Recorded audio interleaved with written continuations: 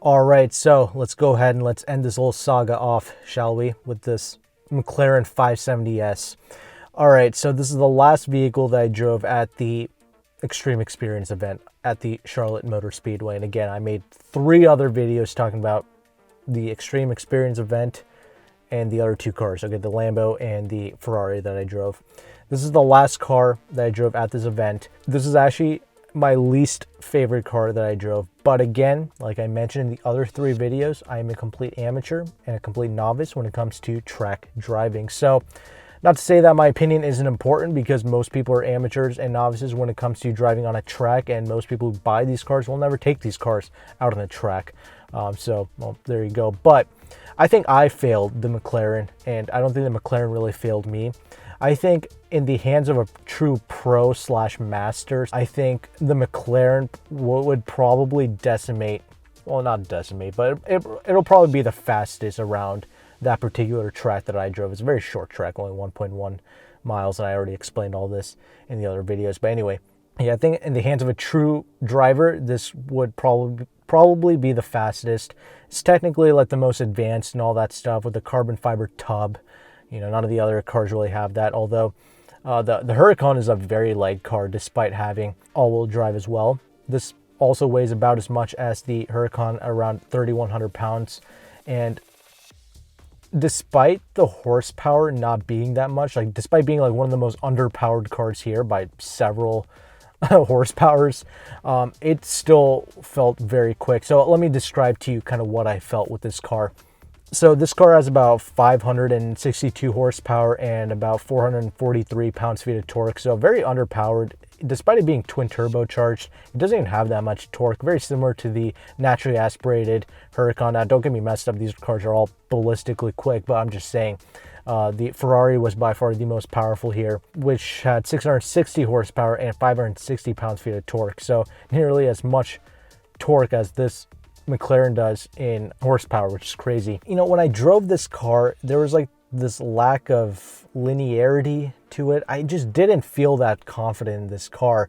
Again, from the perspective of a novice, but I'm just saying, the main thing that threw me off though was the brakes on this car, because the other 2 vehicles, the Huracan and the 488, they equipped them with like this ridiculous kind of track brakes that squeaked like crazy, and they really kind of grabbed and really stopped insanely well.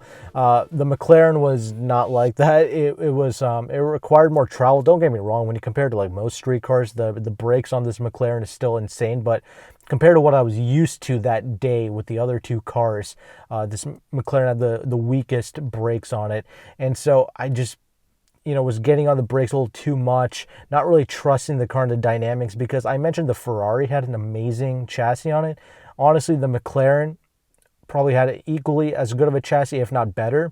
But again, I'm just too novice to actually like exploit all of this. But anyway, that's what I'm saying. It's a very impressive car. But the other thing that threw me off was the power delivery. Okay, this is also a twin turbocharged vehicle, much like the Ferrari. However, like I mentioned in the Ferrari video, they try to make that vehicle feel very naturally aspirated, very linear, very predictable power curve. Whereas this, McLaren does not try to hide the fact that their car is turbocharged. The way the power comes on, there's a small delay, and that's probably more due to the traction control systems being on, because they had to be on for these events, of course, or else everybody's just going to kill these cars. But anyway, yeah, traction was on, so it's probably just pulling power, so that's fine. Okay, I forgive that. But regardless, the delay was still there, and I had to go through it. And then after that, you got a bunch of just shove right off the line. Like, you got all the power right up front as soon as the delay was over with. And because of that, I always felt like I was going to overwhelm the rear tires, even though I probably wasn't going to. And so it just made me reluctant to get on the power, and I was also getting on the brakes way too much. I was very slow with this car. Again, I just didn't quite have that confidence in this vehicle. So there's that. And again, no fault to this vehicle. Again, a master could probably, again, this is probably going to be the fastest car around a track.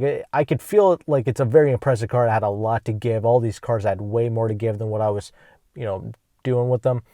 But yeah, that's just what I felt personally driving the McLaren. I'm sure out on the straight, it's probably the most livable. I think Unfortunately, I didn't get to drive these cars out on the street, but from what everybody says, the McLaren has the softest suspension built for the streets, basically, so very livable. I think all these cars are trying to be as livable as possible. I think the Ferraris can be very comfortable if you put them in the bumpy road setting. It's basically like the magnetic ride shocks, right, that they kind of source from General Motors. It's what they use in the Camaros and the Corvettes, basically. So that's a pretty impressive system as well. But yeah, the McLarens are usually the best riding out of the street, so something to keep in mind. Another thing to keep in mind, I'm actually 5'11", and I fit in all three of these cars with the helmet. I had the seat all the way down. If you're worried about that, if you are going to be one of the few people who are going to purchase these vehicles and you're actually going to drive them on a track, well, there you go. Honestly, I wouldn't really recommend driving any of these cars on a track. If you want a track car, just get like an Ariel Atom or something like that for less than $100,000. So that kind of brings me back to these vehicles. I mean, are they worth the hype? To me personally, I really don't think so. I'm sorry. Like, I really didn't want to say that, but that's just what I thought, man. Again, from the perspective of a novice, okay? Are these cars super fast? Of course they are, but they didn't really blur my vision or anything like that. No, we didn't launch these cars. Yes, the event was neutered, but I still got a good grasp of it. Yes, it's still better than driving these cars out on the street. And so that's just what I thought after driving these cars. I think cars like the AMG GT have a lot to offer. I think the Jaguar F-Type is epic.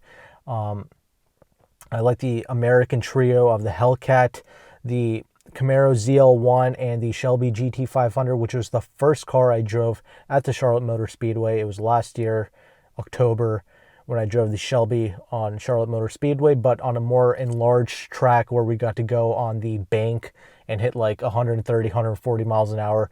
Whereas in this track, the more neutered Charlotte Motor Speedway, we're doing about 80, 90 miles an hour tops on that little 1,000-foot stretch. But yeah, McLaren's a cool car. It's the only car where the doors go up. You know what I'm saying? It's probably one of the more obtainable cars, both in the used car market, but also to lease. These cars can be had for well under $2,500 a month. You can pick these cars up off of Swap-A-Lease for like $2,200 a month. I know that's a stupid amount of money, but it's really not that much for what it is. It's more obtainable than people think, and you're taking over somebody else's lease. There's no insane down payments for the most part that you have to put down. You do have to qualify. It's like, buying these three cars is like, applying for a mortgage, basically. You got to have like 2-year healthy tax returns. I think they require you to have like a mortgage to like qualify for a loan on these vehicles. So you have to go through all the, typical credit checks, but it's not like buying a $30,000 or $40,000 vehicle. Like, the process for these cars are insane. It's like buying a house, basically. That's exactly what these vehicles cost too, both sticker price and the monthly payments. And because of that, I just don't think they're worth that much money, because like I mentioned, I drove the Shelby GT500, the 2020 model year, out on the track, and it was epic. I love that car. That honestly offered a lot what these cars also had to offer. Great chassis, great turn-in, great motor, very fast, and very accessible to really anybody. It's the most accessible near 800 horsepower ever felt. So that's why I'm like, are these cars worth it? To me, they weren't, not from the experience that I had. Now, I would like to do this again, but on a different track. But from what I felt, it just really wasn't worth it. I mean, BMWs and AMG GTs, yeah, they ride like shit, but they're amazing cars handling-wise, and they're very quick, and they have a lot to offer. So that's another thing. If you want supercar speed, I think something like a BMW M8 would be insane, dude. Those cars are very fast with their twin turbo V8. So these cars, these supercars that are really for flexing purposes, in my opinion, completely and utterly useless out on the street. But like I mentioned, the Ferrari was my most favorite car to drive. I had the most amount of confidence driving that car. It just felt right to me. It just felt balanced, very easy to drive. Me personally, I would like to own like not that I ever would, but I would like to own that hatchback coupe looking GT4 Lusso Ferrari V12, basically like a detuned version of the F12 motor. I just feel like that would be really epic. And it's got all-wheel drive as well, so it could be a little usable daily driver. Not that I would ever be able to afford that, but I'm just saying. So yeah, those are kind of my thoughts on all these vehicles. I mean, if you've driven any of these vehicles, let me know your thoughts down in the comment section below. Let me know if I'm an idiot or if I got this totally wrong, if I screwed it up, whatever you need to say it down in the comment section. But again, I feel like most people are like me, and I'm just trying to give you a real world perspective on these three insane vehicles. I would like to polish up my driving skills. I will say the biggest thing that threw me off, I'm really not that bad of a driver. I know I have a lot of potential because when I drove the car, the Shelby car, there was nobody assisting me, and there wasn't the stupid 3-foot rule. You had to keep 3 feet away from the curb. There was none of that stuff. You couldn't ride the curb, but you could, be really close to it. And because of that, that was a much better time for me. So Extreme Experience, I would not recommend them. If you're like a pro driver, go do your professional racing somewhere else. This is perfect for the novice. It's a very safe experience. You're going to have fun. They make it easy. They make it stress-free. If you're afraid of the track, if you're afraid of these cars, don't be. Get out there, pay the money, do the event, and enjoy your time with them because it's an experience that most people, I personally would like to brush up and maybe go to a driving school and be instructed properly. I don't think most normal people need to go through that much, but I think it is important for most people to at least drive a car on a track to the limits, and I think that's exactly what Extreme Experience has to offer for normal people. So I do recommend everybody to go and do this. Again, I'm not paid for or sponsored by them. I'm just saying I paid for this shit with my own money. It was about $1,300 with insurance, with taxes and all that stuff to drive the 3 cars that I drove. Some people say it's not worth it. They'd rather take a lawnmower or something and ride that around a track or some nonsense. And it's just like, keep in mind that there's so many people. Again, I discussed this in my first video, but there's so many mouths they have to feed. They have to buy the cars, they have to service the cars, they have to make it safe. So there's a lot of expenses for them, but I hope they continue to be profitable, and I hope they continue to keep blessing normal people like myself with these opportunities to drive these insane cars on a track, unrestricted for the most part. So that's my thoughts on these 3 vehicles. Again, let me know yours, but thank you again for watching. Take care and goodbye.